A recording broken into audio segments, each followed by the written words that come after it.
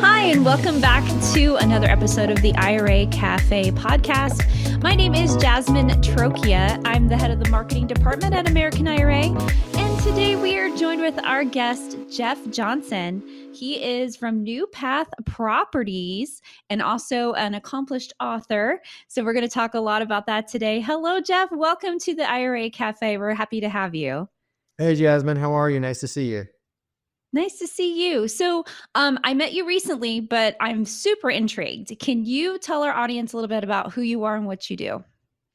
Sure. Well, originally, I'm a professional civil engineer by trade. So I actually did that for about 20 years and started in real estate, 14 years into my civil engineering career, and pretty quickly decided that I didn't want to be an engineer anymore and moved full-time into real estate. So that was in 2009. I started my real estate journey, started flipping houses 1, 2, 3, 5, 10 at a time. And then in 2014, I'd say that I, walked in and slammed down my paycheck and said I quit.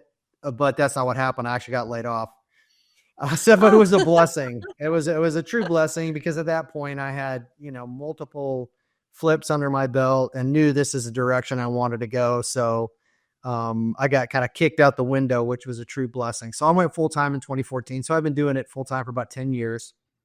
And so I used to do a lot of flips. And then I started doing some new construction. In about 2015, I started doing new construction and really, really enjoyed new construction. Ground up, buying lots, tearing down houses, and building new homes. So I did quite a few large custom, what would be now $1 million homes. When I built them, they were, in the 500s, but now they'd be $1 million. It's just nuts.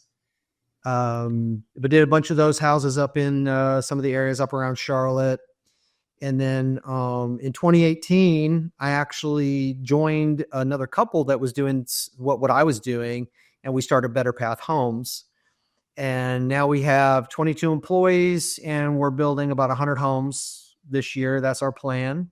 We've got 65, I think, underway right now. So we need to get another 35 going. So yeah, there's my business partners, Zach and Stephanie Betters. And so between the three of us, I was a construction guy. They were the marketing people. So it was a match made in heaven because they knew how to get the deals. I knew how to make money with the deals. So that machine is currently cranking. I don't really spend a lot of time in that business, but it's running on its own now. So we've, top to bottom, we've got a CFO, CEO, COO. It's a true business. It's not just some guy flipping houses anymore. So that we actually have a wholesaling component in that business as well. So we wholesale a couple houses a week in that business. So it's been great. I mean, this has been a great journey. I'm so glad that I've been able to do this and do what I love, taking old things, making them new, and then building new houses too. So. Yeah. So I have several questions. Okay. What made you want to not be a civil engineer anymore?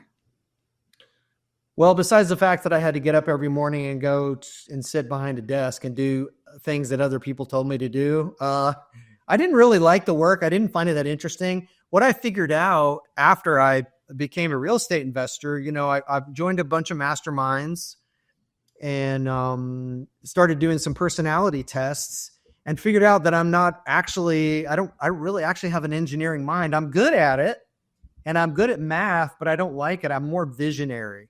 So I'm more of a big picture guy. And when you're an engineer, you're in the details, and that stuff just drives me nuts.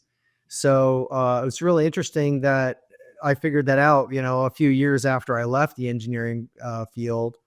And now that's what I do. I do more visionary stuff. So I'm more big picture, growing things. I also have a Christian real estate mastermind called King City Mastermind that I'm the visionary of here in Charlotte. I don't think I talked about that on the call yesterday, but yeah, we have a group of about 20 people here locally. We get together every month and we help each other build our businesses together and build our faith together and that type of thing. So it's been amazing. Just doing that and building those businesses. So that's really one of the reasons I got out of engineering was I didn't like the work. And also there's a glass ceiling there. If you want to get over the glass ceiling, you basically have to give your life away and spend a lot of time away from Mm. your family. And I just didn't want to Hmm. do that. We homeschooled all three of our kids. So I wanted to Oh, be home a lot. And that is one thing that real estate allowed me to do, was to see my kids every day, several times, and go and do things with them all the time. So it was really awesome to be able to do that. And now they're yeah, all grown and fantastic. gone, but we had that time together, which was fantastic. So you're based out of Charlotte, North Carolina, Right. Right. and Yep. your investment properties are in that area as well. Yes. The builds, all of the new builds that we're doing are within an hour of Charlotte. The rental properties I own are all, in I don't want to say Charlotte Metro, but within an hour of downtown Charlotte. And I live in Matthews, which is a suburb of Charlotte. So yeah, everything we do now, we just started wholesaling properties in the Triad. So that's a new one for 2025. But we've basically focused on this market just because it's such a great market. It really is. Yeah, fantastic. So that brings me to my next question. Do you only deal in like single family homes? Do you do any commercial or multifamily? No, we don't really do any no commercial and multifamily right now. We do have some townhome developments that we're working on, but we don't do any apartments. I actually am personally getting involved in some flex space stuff, but the interest rates have made that very difficult to make the numbers work. But pretty much we stick with single family homes, but we have been doing some small developments, up to 12, 20 units. We're not doing any large developments just because we don't like the turnover time. We don't want to be into a project for 2 years before we get any revenue out of it. We are still a small company, but just haven't really forayed into that. I think if the interest rates hadn't gone up as much as they had, we may have pushed into that area, but it's hard to make those numbers work right now. Gotcha.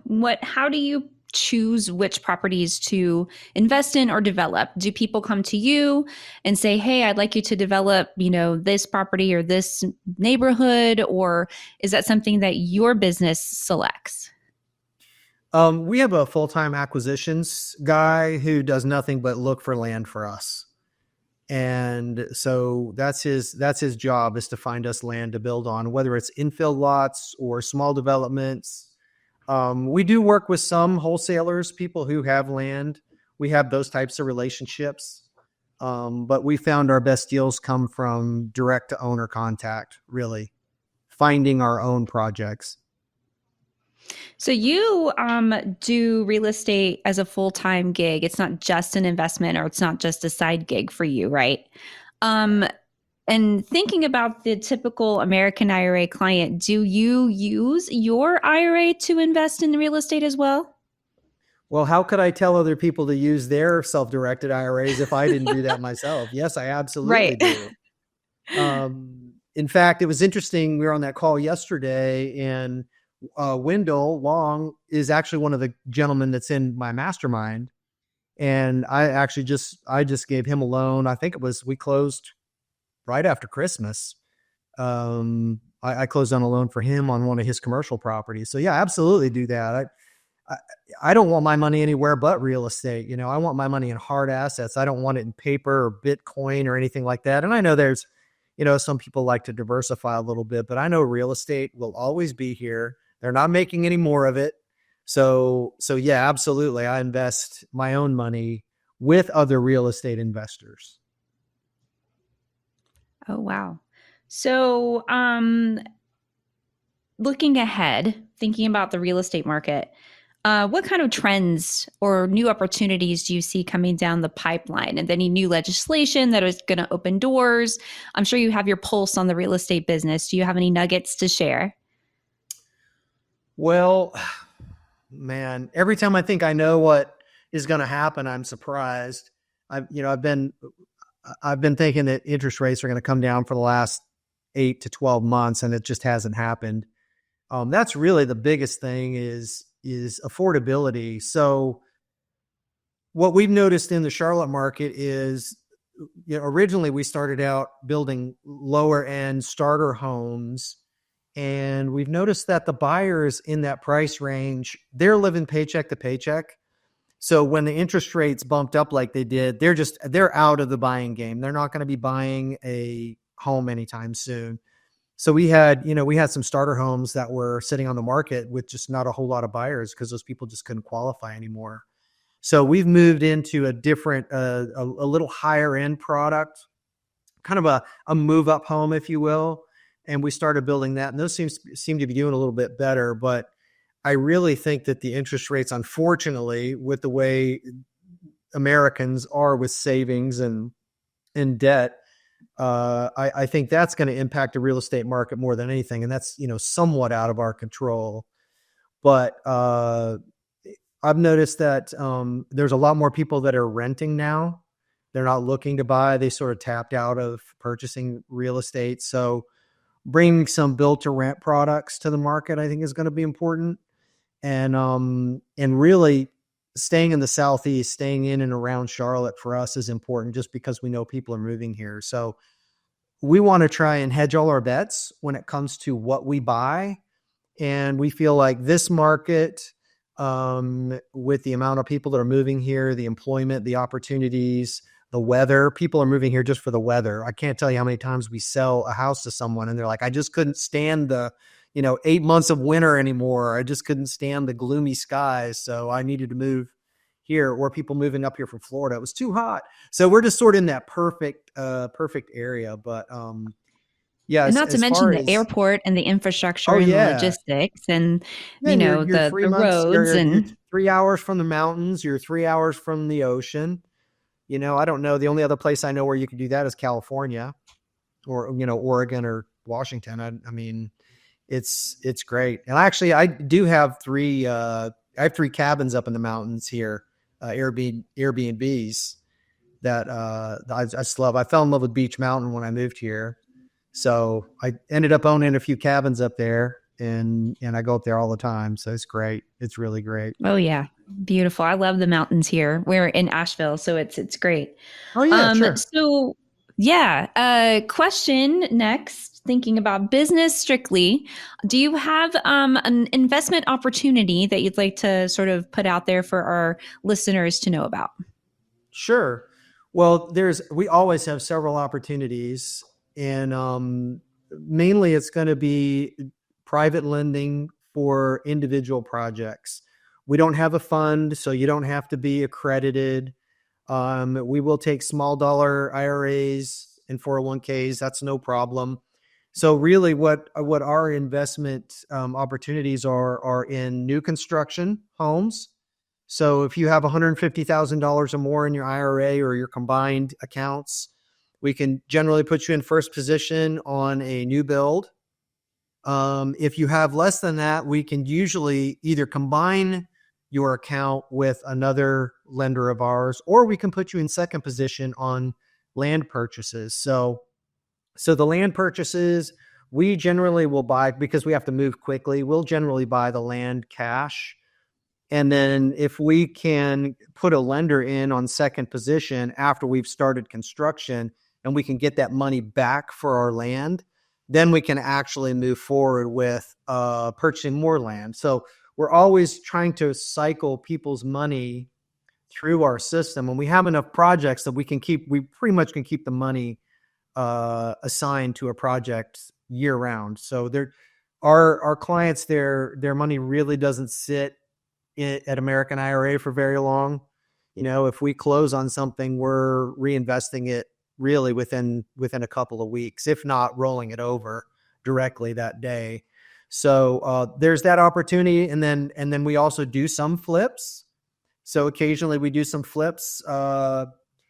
We like to do what we call flip skis, where we'll buy a property that has a house on it that's in reparable condition, and we'll repair it and sell it. But then it will also have a lot attached to it that we can break off and build a new house on. So those are our favorite projects to do, where you can double up. So you'll do the renovation, the flipping. So the investor just gives you the money and you do the rest. It's all passive for them. Yeah, everything's passive. And we always say, hey, you're welcome to go out and take a look at the project or We'll send you pictures if you need to see them. And usually by about the third project, they don't really need to see anything anymore because they trust us. We've, performed over and over again. And I have one lender who's a good friend of mine that's been lending to me. I since 2011, I think. And now we borrow all his money, his wife's money, his mother-in-law's money. So we have all of their money invested in our company because they just can't get those kind of returns and that kind of risk profile really anywhere else. Not to Yeah. mention the relationship, so the trust is so important. But those are the main opportunities. And then again, I personally do some flips and some build to rents and also some renovate to rents. So if somebody's a little bit skittish and they want to work with me directly in my company, New Path Properties, I can, basically handhold them through some projects, my own personal company. So they can actually get directly to me. And then the idea is that after we do a few projects and they feel comfortable with the way I do things, then I can move them over to Better Path and they can start, that's basically be their investment vehicle. So I've done that quite a few times where people have started, investing with me personally, and then I'll move them over to that other company. What sort of due diligence questions? So let's pretend that I want to invest with you. What are some really great questions that I should ask you or someone like you before I enter into an investment? Well, just like anything, when you look at somebody's resume, what do you look at first? You look at their experience, right? What have you done? So, and we can show you hundreds of projects that we've done successfully and sold and made money on. So that's number one. Number two, do you have references? Do you have people that you've worked with that have lent to you before? And what do they have to say about their experience with you? Are they happy? Do you have lenders that have been working with you for a long period of time? Because if we have a bunch of lenders that come in and they're one and done, then we may not be super attractive for somebody that wants to build a long-term relationship. But everybody that's not to say everybody, but most everyone who's come in to land with us has stayed with us just because of the level of comfort that they feel. So that would be the other question is like, do you have some references, some people I can call to ask questions? And then finally, what are the terms? What are the terms? What kind of documentation do you use? And then if you really want to get into the weeds, show me how you figure out your profit on the project. Because if I lend in an unprofitable project, it's never going to end well, right? Even though we have had some projects that haven't made any profit and our lenders got paid back. But overall, are you conservative when you purchase your properties? Do you know what you're doing basically when it comes to numbers? And then how do you operate? We have a 3-person project management team that oversees all of our builders, does all the due diligence. They meet with the cities, they meet with the engineers, they push plans through, all those types of things. And I myself am a licensed general contractor in North Carolina and South Carolina. So if things go south with our builders, I can always build the houses if need be. Oh, there you go. So speaking of advice, you said you have 3 kids. What sort of investment or financial advice have you passed on to your kids that you'd like to share? Oh boy, that's a good one. So I my put you on the oldest spot daughter, there. my oldest, Man well, of the year, Jeff Johnson. all my kids had jobs when they were young, and they all had to spend their own money on things. When they were little, we gave them an allowance. And if they wanted anything outside of the basics that we provided, they had to save for it and spend their own money on it. So that worked out well. All 3 of my kids are pretty good with money. My 18-year-old, he's working on it. Boys, they take a little longer to come along. But my oldest daughter is, she's 27. She's been married since she was 18. And her and her husband own their house. They have a rental house on their property, and they loan me money for my business, and they own a rental property. So I want to teach them the freedom of owning real estate early on. And Mhm. luckily my oldest daughter picked it up, and her husband is very savvy. They're getting ready to move back to Charlotte. I'm super excited. They live in Atlanta right now, Oh, but they're getting ready to move back to Charlotte, and he's going to come work for me. So I'm excited about that. But and my middle daughter, loves to travel, so she saves up, and then she'll go. She just got back from Germany. She was in Germany for 3 months, so oh she wow. loves to travel. So really, just I think more than anything is giving them responsibility over some portion of their finances when they're young, and let them Mhm. make some mistakes when it's not very expensive. And then they'll learn the value of money, and then also not sharing how much money I have. Because then Yeah, they no. look at dad, well, dad, you can afford it. Yeah. Yeah. I Nope. think it was, I get that. yeah, I think it was Shaq. I think it was Shaquille O'Neal that said, one of his kids said, but dad, we're rich. And he said, no, I'm Mm-mm. rich. You're not rich. Yeah, I I'm totally rich. get that. Yeah. Yeah. So, Um, I want them to be responsible with their money. oh, that's awesome. That sounds great. Sounds like it's working. So it worked when they were little. So So yeah. far, so good. Yep. Wonderful. I wanted to ask you one more thing. This is a question we get all the time. Do you have any advice about networking? How to find other people to bounce ideas off of? You mentioned that you have a class that you hold, like a master class that you've organized. But when you were going about, you said you've met other partners or other people that wanted to come into business with you. Do you have any advice about networking with like-minded professionals? Yeah. The biggest thing I can say is just give things away. Give your time, give your knowledge. I ran an advanced real estate investors group for about 6 years here in Charlotte, every month. And just, I had people come to my meeting, and I would just give away knowledge, and I would help people, and I would be available for people if they had questions. The other thing that I've done is I open up 3 to 4 hours on Thursdays for folks to just come to my house, sit down with me, and chat about real estate, life, faith, family. It doesn't matter. So that's my time tithe I give back to our community here. So that's really been the biggest thing is I've found the more I give away, the more I build I almost say that's like a cheerleader squad, right? When you give away your time and you give away your knowledge, people want to see you succeed. And so you end up, I can't tell you, if I look at my deal sheet right now, most of my best deals I have on my deal sheet right now, I wasn't even looking for. It was somebody called me, said, hey, I got this deal. Do you want to do it with me, or do you want to buy this deal for me? And I think that's just all of that coming back. So I think a lot of people get into real estate and they go around like, what can you do for me? What can you do for me? How can I suck the knowledge out of your brain as quickly as I can? Instead, have the attitude of, what can I do for you? How can I help you? Even if you're just getting started in real estate, there's something you can, or can do. You can go take photos for somebody. There's a million things. And then value other people's time is important too. If you're with people, make sure that you are respectful of their time and give as much of yourself away as you can. I love how you called it your time tithe to the community. I think that's a really Yeah. great way to look at it, and to think of it that way, almost like a free consultant, a little bit. That you're opening your time, your schedule for that. That's really cool.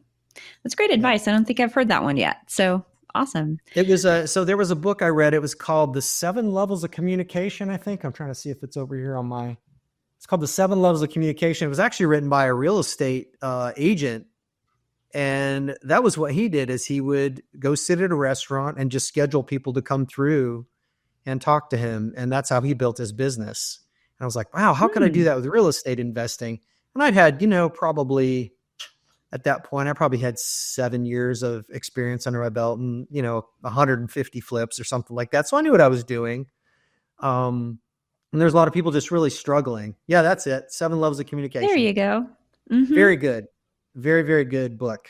So that's what I did. And I inspired a couple other people to do the same thing and watch their businesses grow too. So it's really cool.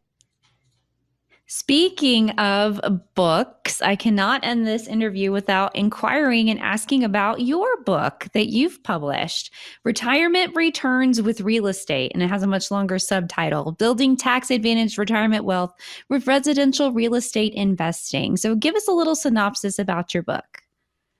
Well, it's actually really easy. So when I first realized that I could use other people's money to do my real estate business, and I could borrow from private individuals and not have to go to banks or hard money lenders, and I found out about self-directed IRAs, I just went all in on it, just because there's a couple of reasons why. Number one, I like building people's wealth. I don't want to build a bank's wealth. That brings me no satisfaction whatsoever.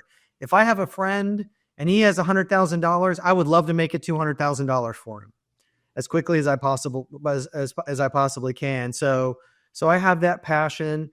And what ended up happening is as my business grew, I needed more and more lenders to help me finance the properties that I was buying. And so I was meeting with people constantly, and I'd have to go, from beginning to end on how the process works. And I try and educate them on how, even if you're not going to lend with me, I want to give you the information so when you go out, what questions to ask when you are interviewing a real estate investor. So I had that conversation over and over and over and over again.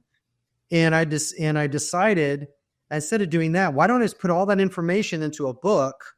And then when somebody's interested in investing with me, I can just shoot them a copy of the book, tell them to read it, and then we'll sit down for coffee. And so those conversations are a lot more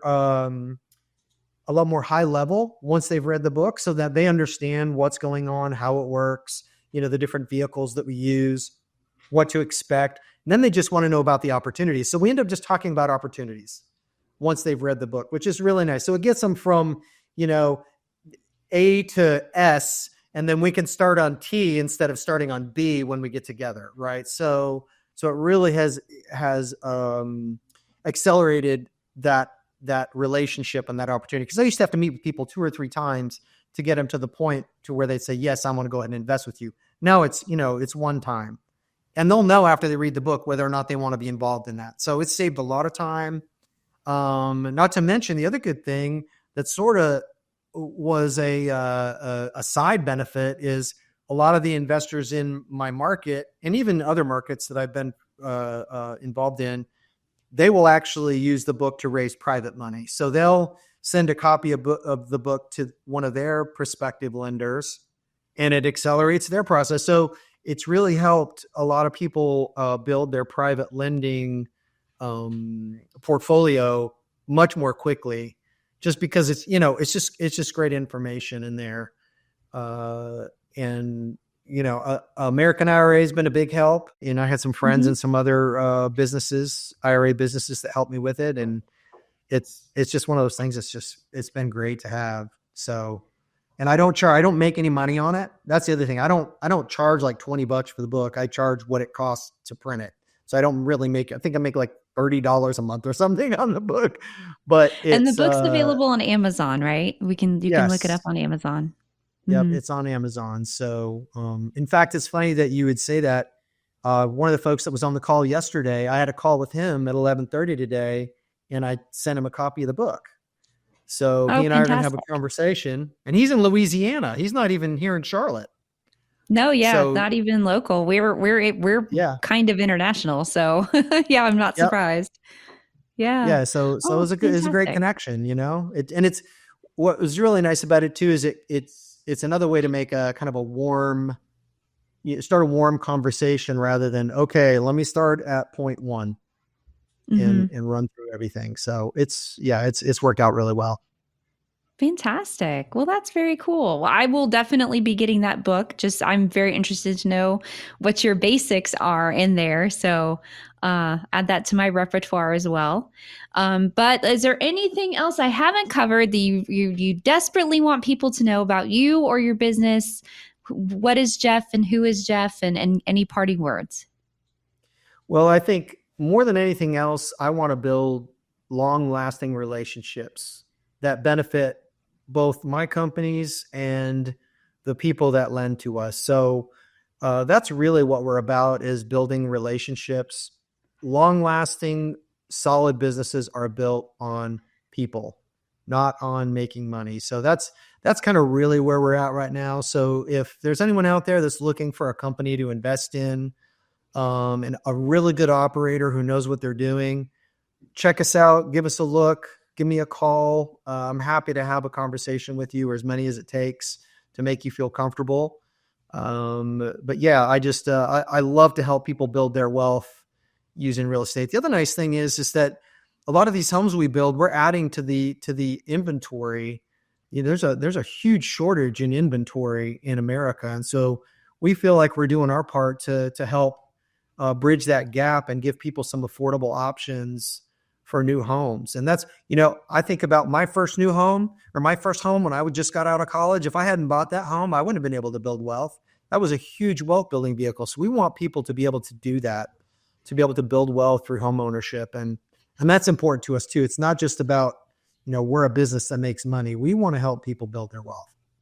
Fantastic. I think that's the overarching theme of our whole conversation. So I'm glad you brought it back around like that. Well, thank you so much for joining us, Jeff Johnson. We really appreciate you being here. Thank you for telling your story. I like to get to know people a little bit better, and business people and approachable business people. Super fun to talk to. But thank you so much for joining us in the IRA Cafe. Thank you. So now we're coming to a new segment of the podcast that I like to call the IRA Cafe Q&A. We're going to answer a mailbag question or an emailed question from a listener. And today's question comes from Carlos. Thank you, Carlos, for submitting this question. What is an FMV, and do I have to submit one? Very good question. Thank you so much. FMV stands for a fair market valuation. Fair market valuations have to be submitted to American IRA or to your IRA custodian for each asset that you hold in your IRA account every year. And what an FMV is it tells your custodian how much your asset is worth that year. We actually have to report that to the IRS, and in turn, you get a 5398 form, if I said that correctly, from the IRS reflecting the value of that asset in your IRA account. That form has to be submitted every single year by January 31st at the absolute latest. So for 2024, you have to get in your FMVs by January 31st, 2025.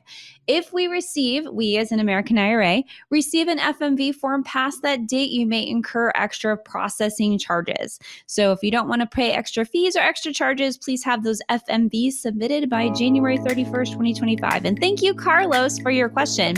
If you have a question for the IRA Cafe Q&A segment that you would like to have answered, you can email us at marketing@americanira.com.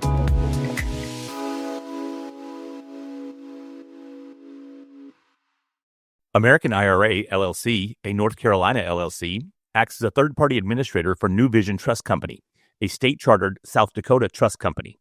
As a neutral self-directed IRA administrator, American IRA does not recommend or endorse any investments, individuals, or entities, including financial representatives, promoters, or companies. American IRA and the IRA Cafe are not responsible for other statements, representations, or agreements, nor do we evaluate the quality or profitability of any investment. American IRA does not endorse guests on the IRA Cafe podcast. Guest opinions are their own and do not necessarily reflect the views of American IRA, its subsidiaries, associates, or custodian. Participation in the podcast is voluntary and no compensation is provided. American IRA is not a fiduciary and cannot offer financial advice. Please consult your CPA or another professional before making financial decisions.